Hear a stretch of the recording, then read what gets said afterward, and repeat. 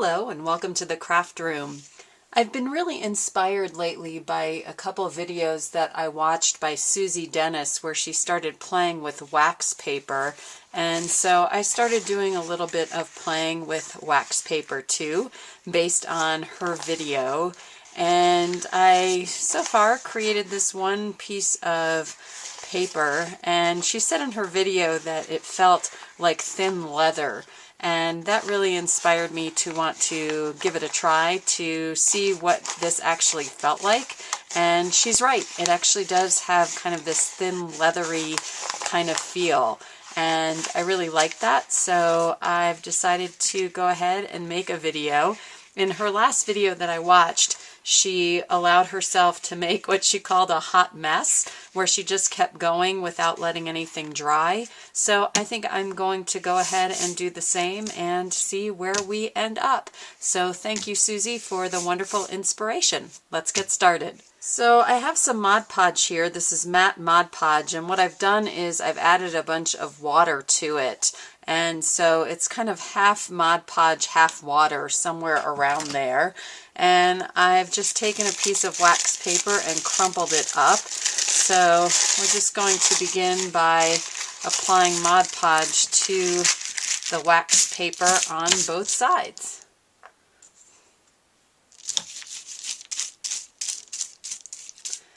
And you can see I'm doing this on a piece of freezer paper underneath, because that will allow me, once everything dries, to release the wax paper from the freezer paper. So I strongly suggest you work on a piece of freezer paper or some other kind of release. So I've gotten this whole side covered, so I'm just going to flip that over, and we're going to cover the other side with the Mod Podge. And now that that's covered with Mod Podge, I'm just going to bring in some golden fluid acrylics. This is Pyrrole Red, so I'm just placing some of that here on the page, and we'll just go ahead and smush it around.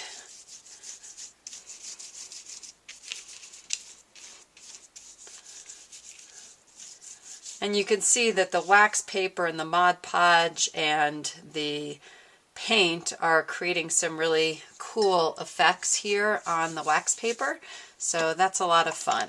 And I'm going to bring in some quinacridone magenta, because who says you can't mix pink and red together? Let's see what happens.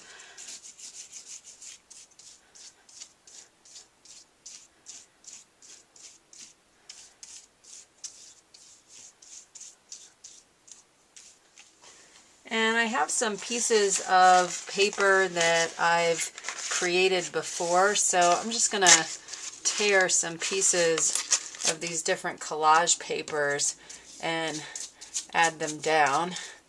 And I guess I could have washed my brush before doing that one, but let's see if I can pick up some of that paint with a paper towel. And I've got some other pieces here of deli papers that I've painted, so I'm just going to put some of these pieces down. And I'm going to use a fresh brush just to put a little bit of Mod Podge over them. And of course, as I'm going, I'm picking up some of this wet paint, and I am fine with that. I've got a little bit of book text here, so we'll just stick that on there. And I'm going to put a little bit more Mod Podge on here.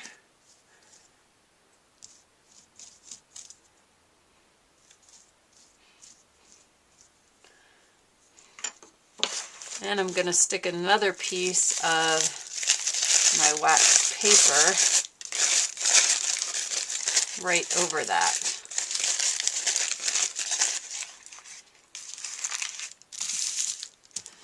And I've got a little brayer here to try to brayer that down.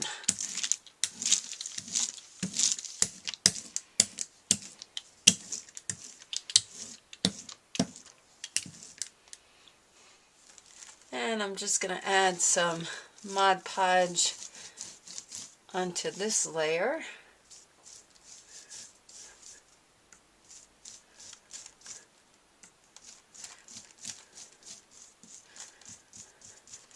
I've got some yellow tissue paper here that I'm laying down.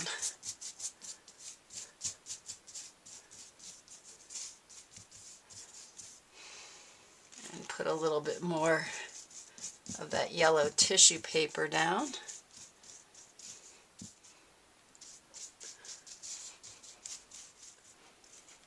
And a little bit more of this painted deli paper that I have.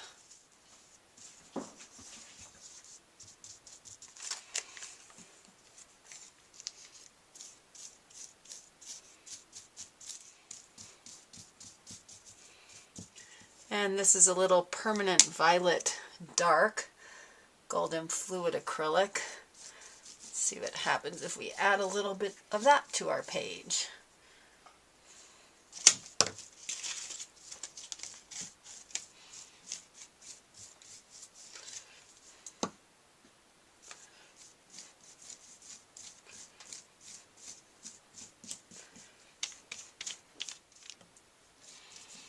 And I'm just adding a little bit more Mod Podge because I'm thinking I may actually try to add one more layer of wax paper.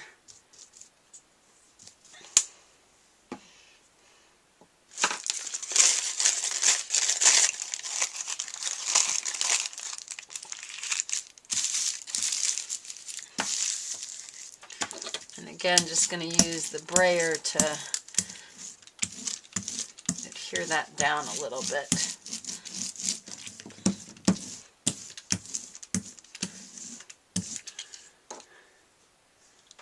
And I think I'm just going to come in with a tiny more of that permanent violet dark. And a teeny touch of manganese blue hue.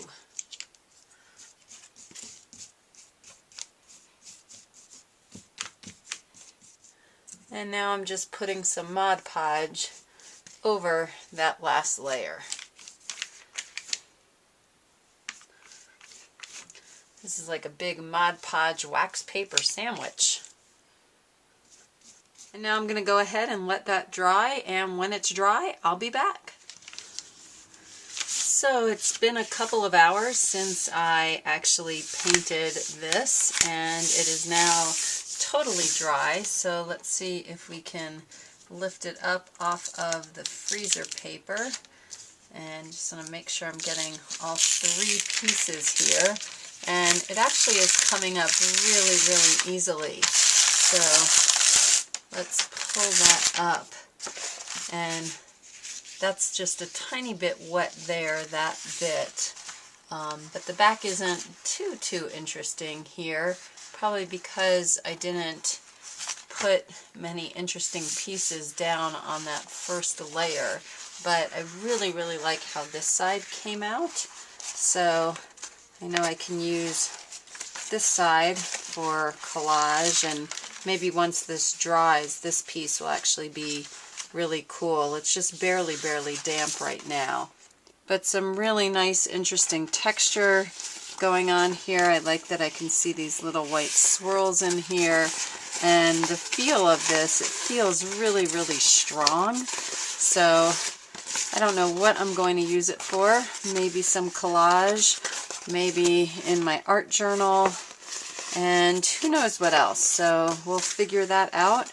But I feel like that was a success, and I'm looking forward to making more of these papers. So thank you again, Suzi Dennis, for the wonderful inspiration.